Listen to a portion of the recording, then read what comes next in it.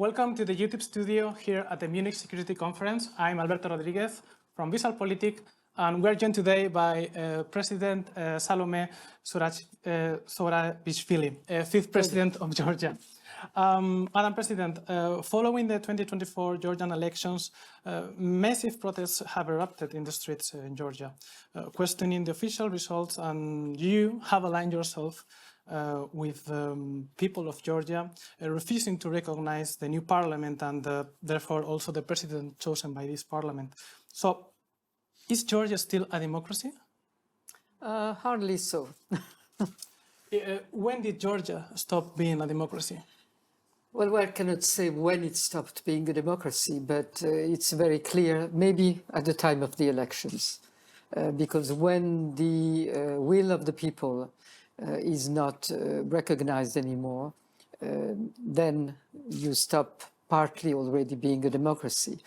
But maybe even more on 1 month after the elections, when the government that is considered by illegitimate and that has gone against the Georgian constitution has decided to repudiate in a way the Article 78 of the Georgian constitution that imposes the obligation to every and each institution of the country to do everything in their competence and their possibilities to favor and to accelerate the Euro-Atlantic integration of Georgia.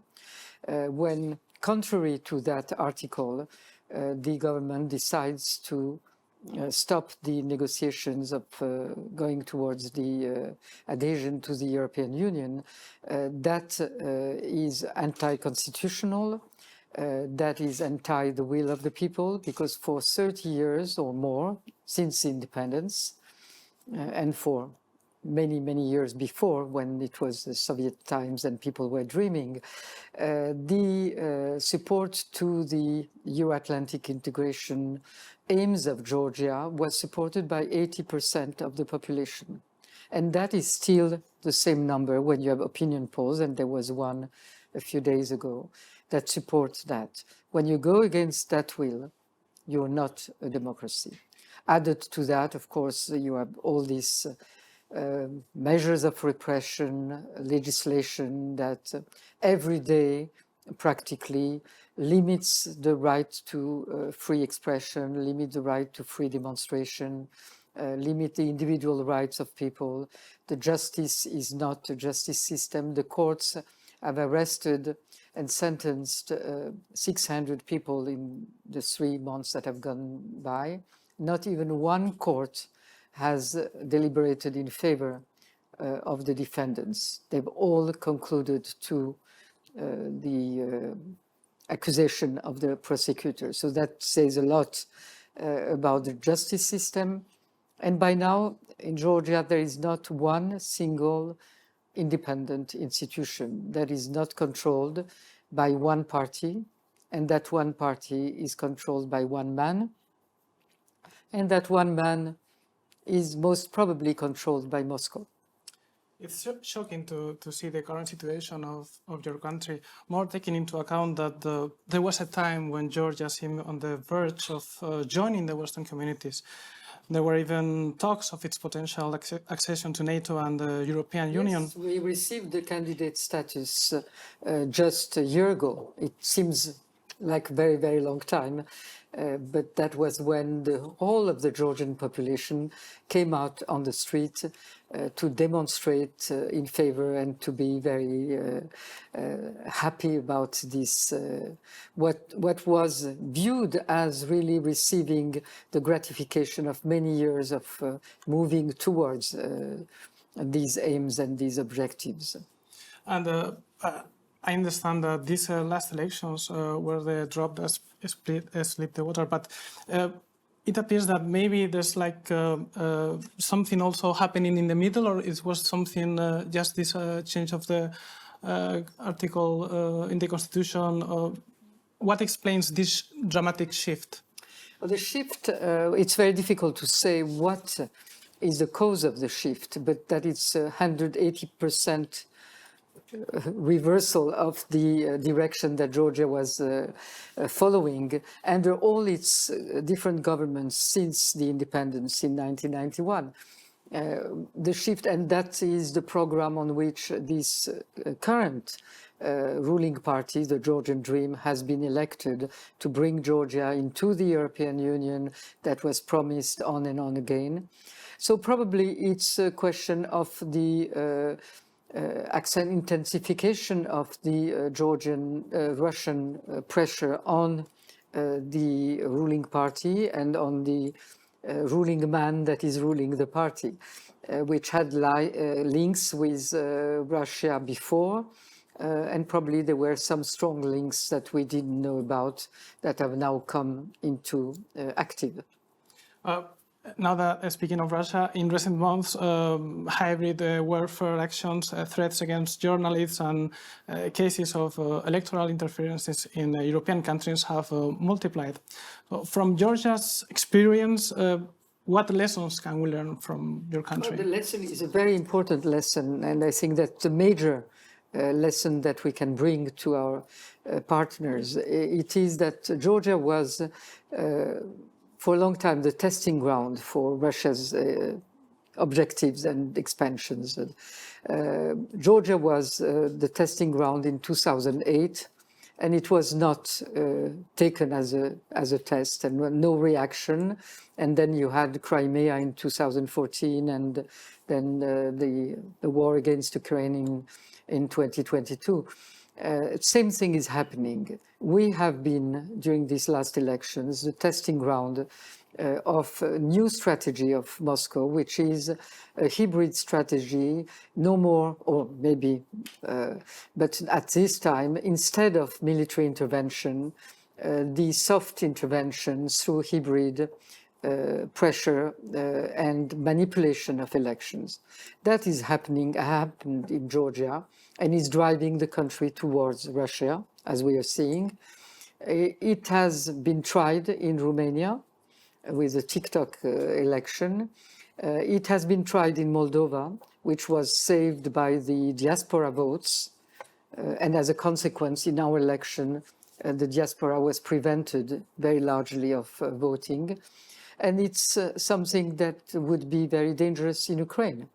When I heard today the question asked to Mr. Zelensky about the elections, I said, oh, that's another. If Russia has not won the war in Ukraine, that's clear. If Russia does not manage, and I think that it won't happen, to win the peace talks, then it might be tempted to win the elections after. When every time I speak to people who live in countries bordering Russia, there's like no explanation needed when speaking to the Russian influence. But I have to say that in some parts of Western Europe, for example, in my country, in Spain, many people, I would dare to say, tend to see these kind of threats as something very distant. How would you explain to the citizens of, for example, my country, Spain, how could they face a similar scenario? Well, it's becoming very easy because it's using, in fact, our democracies and the instruments of democracy against the democracies. And when you do that, there are no borders, there are no distance. When you use the new technologies, when you use the social networks, when you know how to manipulate those, it goes everywhere.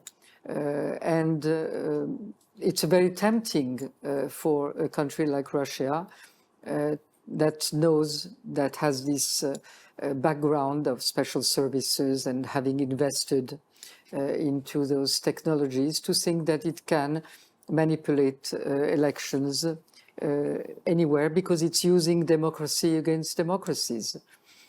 So I think that everybody should understand that what's happening in Georgia or in countries around the Black Sea is not limited to those countries and can at any time be tested and implemented anywhere. I think that the Germans here are very aware about that. I think that no country will be completely immune to those manipulations unless the countries of the European Union start working on this issue, start working on how you can protect better the elections, how you protect them from new technologies, and that's a huge new challenge. Today, President Zelensky spoke quite clearly about the lack of alignment within the European Union, specifically naming Viktor Orban. Madam President, what role do you think Orban plays in Moscow's networks of influence? Well, very directly, if we look with the Georgian example, the day after the elections, before any result really were known and any observation had been concluded, he came to Georgia to congratulate the new so-called elected government. So very clearly that was the main support. And that also is a big challenge, I think, for the European Union to not have the ways and means if the European Union wants to have an effective foreign policy.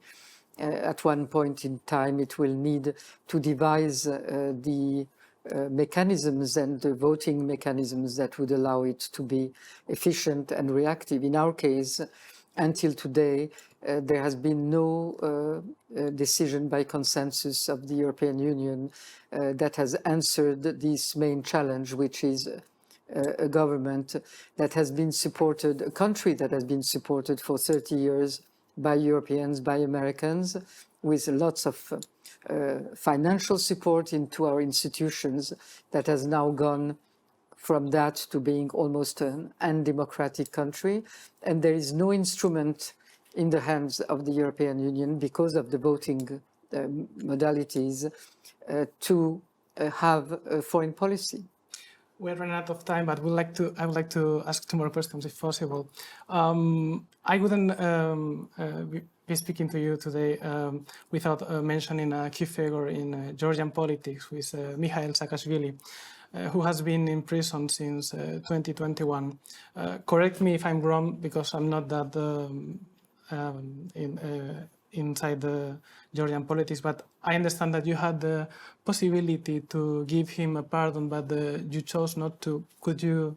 No, that's not. Okay, that's not the case, and this was completely in the hands of the government before, after, and is still in the hands of the government. So his fate is linked to the fate of democracy in Georgia. And linked to the Saakashvili situation, he was sentenced in absentia. You currently are living in Georgia. This is a tough question, but are you afraid of some potential consequence of speaking so loud about this current situation that could be taken against you? I think it's my role. I was elected to be representing, and my main competence was to be representing Georgia and its foreign policy and its European path, and that's my duty to continue doing that. Thank you for being with us today, Madam President. Let's see us in the next interview here at the YouTube Studio at the Munich Security Conference.